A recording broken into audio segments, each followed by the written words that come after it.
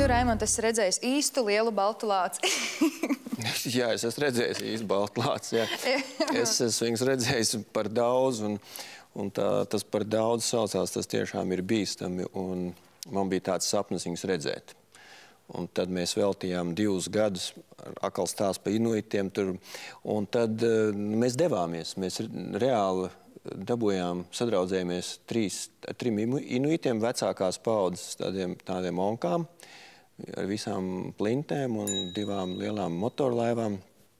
Un tad mēs aizbraucām, kur viņiem jābūt. Un viņi tur bija. Un tad īsumā, man liekas, mēs bijām ieplānojuši 12 dienas tur pavadīt, bet man liekas, ka 3. dienā visiem bija skaidrs, ka mēs visi gribam šo vietu pamest. Uz mājām? Jā, Kas bija tas briesmīgais? Viņi mūs ielēns, un mēs viņiem bijām barība.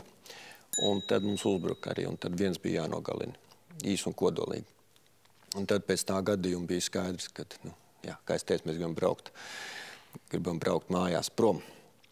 Tā arī beidzās, viss dzīves sapnis un daudz gadu plānošana, kad skaidrs bija, ka kādreiz tā dzīve ir, kad tas, ko tu ļoti gribi, izrādās, ka tas nemaz nav tik forši. Izklausās pēc Revenanta 21. gadsimta, ka labi, ka tev bija motorlaiva, ar ko atgriezties. Jā.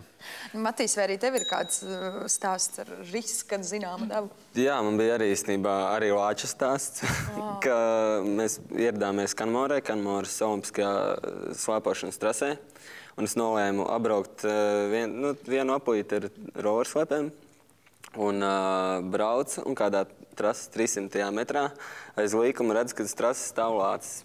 Ēd ogas vienkārši. Tas tur citi. Un tad tu saproti, ka nesanāks izbraukt šo apu tādēļ, ka uz trases ir lācis. Un tad tu ļoti klusām un mierīgi apgriezies un aizbrauc projām.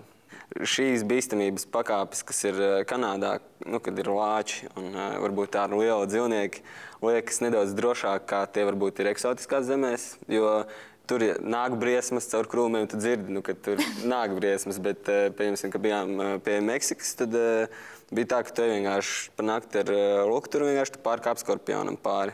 Ka tās tu nedzirdi, kā viņas tev piezogās.